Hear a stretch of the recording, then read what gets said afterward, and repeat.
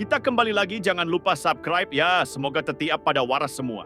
Indonesia akhirnya mengambil kendali penuh atas ekonominya. Prabowo tidak main-main. Pada 17 Februari 2025, dia menandatangani peraturan pemerintah nomor 8 tahun 2025 yang mengubah total arah uang hasil ekspor kita. Setiap dolar dari sumber daya alam Indonesia wajib parkir di dalam negeri selama 12 bulan. Apa artinya? Indonesia tidak lagi jadi ATM gratisan bagi bank asing. Sebelumnya, triliunan rupiah dari ekspor tambang, perkebunan, dan perikanan langsung mengalir ke luar negeri. Sementara rakyat hanya kebagian remah-remah. Tapi sekarang, dengan kebijakan baru ini, sekitar 80 hingga 100 miliar dolar ASEAN akan tetap berputar di sistem keuangan nasional. Ini bukan angka sembarangan, ini revolusi finansial. Dan yang lebih bikin asing merinding, Indonesia akan punya bank emas sendiri. Selama ini kita nambang emas, kita kerja keras, tapi emasnya masuk ke sistem keuangan negara lain. Sekarang cukup sudah. Prabowo menetapkan 26 Februari 2025 sebagai hari peresmian Bank Emas Indonesia. Ini bukan sekadar kebijakan, ini sejarah baru kedaulatan ekonomi. Dulu kita terlalu tunduk pada tekanan global. Kita dibilang negara berkembang, disuruh ikut aturan main, dipaksa tunduk pada kebijakan ekonomi yang justru merugikan kita. Sekarang, Indonesia menentukan nasibnya sendiri. Mau tahu siapa yang paling panik dengan kebijakan ini? Bank-bank asing, kapitalis global, dan para perantara yang selama ini menikmati kebocoran devisa Indonesia. Jangan heran kalau mulai bermunculan pakar ekonomi yang tiba-tiba berteriak bahwa ini berisiko, bahwa ini akan membuat investor kabur. Mereka bukan membela rakyat, mereka membela kepentingan asing. Selama ini Singapura, Swiss, Hong Kong berpesta dengan duit hasil ekspor Indonesia. Sekarang aturan berubah, 100% hasil ekspor harus masuk ke sistem keuangan nasional. Apa hasilnya? Rupiah makin kuat, ekonomi lebih stabil, suku bunga terkendali, bank asing kehilangan sumber duit gratisan mereka. Dan yang lebih dahsyat, Bank Emas Indonesia bikin pasar global mulai memandang kita dengan hormat. Dulu kita hanya dianggap pemasok bahan mentah, sekarang kita jadi pusat perdagangan emas. ASEAN, BRICS, semua mulai melihat Indonesia sebagai pemimpin baru di Asia. UMP naik, buruh akhirnya menikmati kenaikan gaji yang layak. THR cair, lebih awal. ASN dan pekerja swasta bisa senyum lebar. Bansos langsung eksekusi, bukan janji tapi bukti. Diskon tol, tiket pesawat, belanja Ramadan lebih murah. Mudik lebih ringan, 3 juta rumah murah dibangun. Rakyat bisa punya rumah tanpa utang mencekik. Utang UKM dihapuskan. Ekonomi rakyat kecil didorong, bukan dicekik. Dan ini belum semuanya. BUMN dikonsolidasikan, dana investasi nasional dikelola sendiri, ekonomi kita makin kuat menghadapi dominasi asing. Mereka yang dulu nyaman mengatur ekonomi Indonesia, dari belakang layar kini mulai gerah. Kenapa? Karena untuk pertama kalinya Indonesia bilang tidak pada sistem yang membuat kita jadi sapi perah global. Mereka mulai menebar narasi ketakutan, menyebut kebijakan ini akan membawa kehancuran. Tapi kita harus tanya balik. Kehancuran buat siapa? Buat rakyat Indonesia atau buat mereka yang selama ini menikmati kekayaan kita? Lihat saja pola permainannya. Begitu Prabowo menekan aturan devisa wajib parkir 100% di Indonesia, langsung muncul suara-suara yang mengeluh. Investor akan pergi, stabilitas terganggu. Tunggu sebentar, siapa investor yang mereka maksud? Investor yang benar-benar membangun Indonesia? Atau mereka yang selama ini cuma datang untuk mengeruk sumber daya, meraup untung, lalu kabur tanpa peduli pada nasib rakyat kita? Lalu soal bank emas, ini yang benar-benar bikin pihak asing panik. Selama ini kita menambang emas, kita yang kerja keras, tapi yang menikmati hasilnya malah mereka. Coba cek, Singapura, Swiss, atau ASEAN, negara-negara itu menyimpan ribuan ton emas, padahal mereka tidak punya tambang emas. Sementara Indonesia, negara yang kaya emas, hanya punya 80 ton cadangan emas. Ini konyol. Maka Prabowo tegas, cukup sudah. Semua produksi emas nasional akan dikelola di dalam negeri. Bank emas akan memastikan bahwa emas Indonesia bukan lagi jadi aset gratisan bagi Barat. Jangan heran kalau media asing mulai gencar menyerang kebijakan ini. Mereka takut karena kalau Indonesia mulai mandiri secara keuangan, sistem lama mereka yang selama ini menyedot kekayaan kita akan runtuh. dan lihat bagaimana rakyat diuntungkan langsung. Upah naik, bansos cair lebih awal, THR dipercepat, harga tiket dan tol lebih murah, UMKM diberi napas baru. Ini bukan sekadar teori ekonomi di atas kertas. Ini eksekusi nyata yang langsung terasa dampaknya. Tapi tentu, mereka yang merasa kehilangan kontrol akan mencoba menggoyang. Jangan heran kalau tiba-tiba ada yang teriak kebijakan ini berbahaya atau Prabowo otoriter. Mereka ini siapa? Mereka ini yang selama ini nyaman dengan sistem lama. Sistem yang membuat Indonesia tergantung dan mudah dikendalikan. Mereka akan mainkan propaganda seolah-olah dunia akan hancur kalau Indonesia tidak tunduk pada aturan mereka. Padahal, dunia tidak akan hancur. Yang hancur adalah kendali mereka atas kita. Jadi pertanyaannya sekarang, apakah kita akan terus maju dan berani menghadapi tekanan ini? Atau kita akan mundur dan kembali jadi budak ekonomi global? Jangan heran kalau ada yang mulai main isu Prabowo anti-investor, Indonesia akan isolasi diri, atau kebijakan ini bisa bikin krisis. Ini propaganda klasik. Setiap kali Indonesia berusaha mandiri, pasti ada pihak yang mencoba menggagalkan. Coba ingat waktu kita melarang ekspor nikel mentah. Apa yang mereka bilang? Indonesia akan rugi, investor akan lari.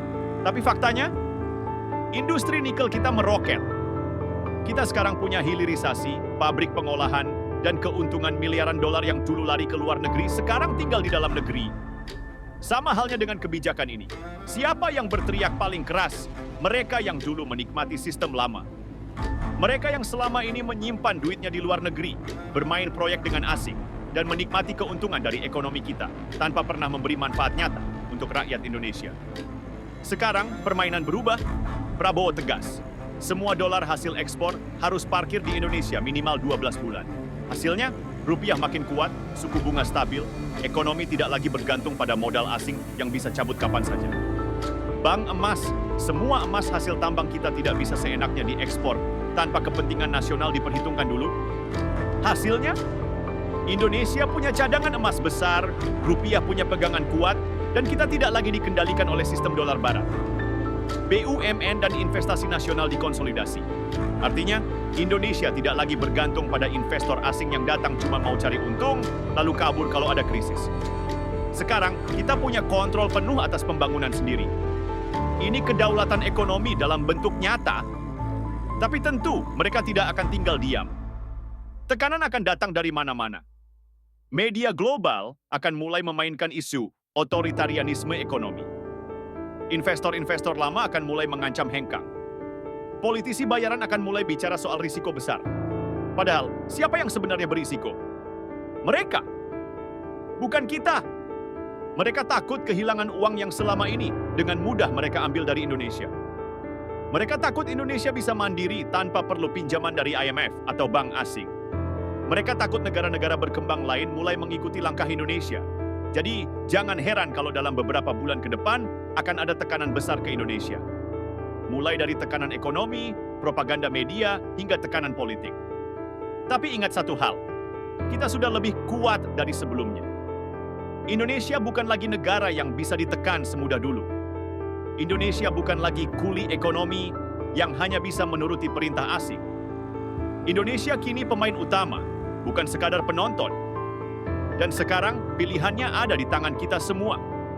Apakah kita akan terus maju mendukung kebijakan ini dan membangun Indonesia yang benar-benar mandiri?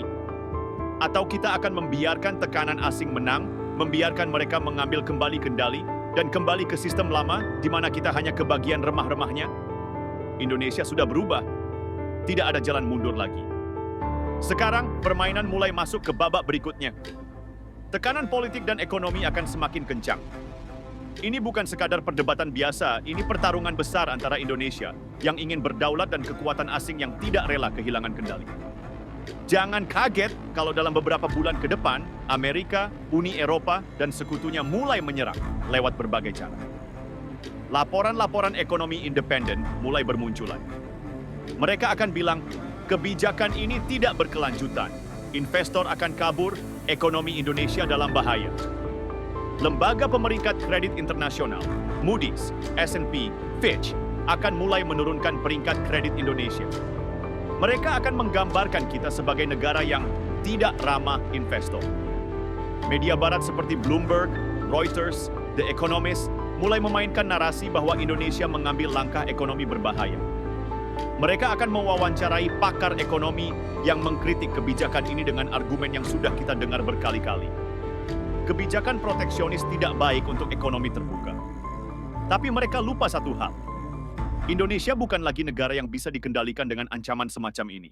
Dulu, ketika mereka mengancam Turki dengan penurunan peringkat kredit, apa yang terjadi? Turki tetap berdiri, ekonominya tetap kuat. Dulu, ketika mereka mengancam Rusia dengan sanksi ekonomi, apa yang terjadi? Rusia membangun sistem ekonominya sendiri tanpa bergantung pada Barat. Sekarang mereka mencoba melakukan hal yang sama ke Indonesia. Dan kita tidak akan mundur, karena faktanya dunia sudah berubah. BRICS semakin kuat.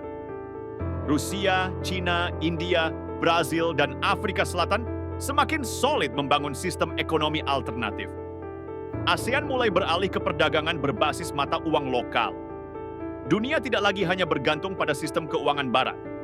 Indonesia sekarang punya pilihan. Kita tidak lagi terjebak di bawah kendali sistem dolar yang selama ini menguntungkan mereka, bukan kita. Tekanan dari luar negeri sudah pasti datang. Tapi yang lebih berbahaya justru adalah orang-orang di dalam negeri yang berkhianat pada bangsanya sendiri. Mereka ini siapa? Mereka adalah para elit yang selama ini menikmati sistem lama. Politisi bayaran yang dulu dapat keuntungan dari kebijakan pro-asing mulai bicara soal risiko besar. Ekonom yang selama ini nyaman dapat proyek dari bank asing mulai mengarang-ngarang data untuk menakut-nakuti rakyat. Media dalam negeri yang dibiayai oleh modal asing mulai memainkan propaganda bahwa kebijakan ini akan merugikan rakyat kecil. Padahal siapa yang sebenarnya dirugikan? Bukan rakyat, bukan buruh, bukan petani. Yang rugi adalah para oligarki yang selama ini menikmati sistem lama. Mereka yang selama ini bisa seenaknya memarkir uang di Singapura, Swiss, atau Hong Kong tanpa aturan. Mereka mulai panik karena sekarang uang hasil ekspor mereka tidak bisa lagi lari ke luar negeri dengan mudah. Sekarang uang itu harus diparkir di Indonesia, harus berputar di dalam negeri, harus digunakan untuk membangun negeri, bukan untuk memperkaya segelintir orang. Seperti yang kita tahu, mereka tidak akan tinggal diam. Ada 3 serangan utama yang akan mereka lakukan. Membuat rakyat panik lewat media yang dibiayai asing akan mulai menyerang. Berita-berita negatif akan bermunculan. Mereka akan menggiring opini bahwa kebijakan ini akan membuat harga naik, ekonomi runtuh, dan investasi pergi. Solusinya, jangan termakan propaganda, cek fakta. Lihat hasil nyata. Menggunakan tekanan diplomatik negara-negara Barat akan mulai mengancam lewat pernyataan pejabat mereka. Mereka akan menekan Indonesia di forum-forum internasional. Mereka mungkin akan mencoba memberikan hukuman ekonomi seperti tarif ekspor tambahan atau pembatasan akses ke pasar mereka. Solusinya? Diversifikasi pasar. Fokus ke BRICS, ASEAN, dan Afrika yang tidak tunduk pada hegemoni Barat. Menggoyang pemerintah dari dalam oposisi bayaran akan mulai menyerang kebijakan ini dengan dalih demi kepentingan rakyat. Demonstrasi bayaran bisa muncul untuk menggiring opini. Media sosial akan dipenuhi narasi negatif yang tujuannya hanya satu: membuat rakyat ragu dan berbalik arah. Solusinya, tetap fokus. Jangan terprovokasi. Suarakan kebenaran. Indonesia punya pilihan. Terus maju atau mundur karena tekanan. Dulu ketika kita melarang ekspor nikel mentah, mereka juga menyerang kita. Tapi sekarang kita punya industri hilirisasi yang memberikan nilai tambah miliaran dolar untuk Indonesia. Dulu ketika kita membangun industri batubara dan kelapa sawit sendiri, mereka juga menyerang kita. Tapi sekarang, Indonesia adalah raja batubara dan kelapa sawit dunia. Sekarang, ketika kita mengambil alih kendali keuangan dan emas kita sendiri, mereka juga menyerang. Tapi kita sudah belajar dari sejarah, Indonesia tidak akan mundur, ekonomi kita akan lebih kuat. Kita akan punya kontrol penuh atas kekayaan kita sendiri. Rakyat akan merasakan manfaat nyata dari kebijakan ini. Dan satu hal yang pasti, Indonesia tidak akan pernah lagi menjadi kuli di negeri sendiri. Sekarang pertanyaannya, apakah kita akan percaya pada propaganda mereka? Atau kita akan tetap teguh mendukung Indonesia yang lebih berdaulat? Kita sudah di titik tanpa balik. Tidak ada lagi jalan mundur. Indonesia sudah berubah. Dan dunia mulai gemetar karena kita akhirnya bangkit. Indonesia berdaulat, bukan budak global. On fire.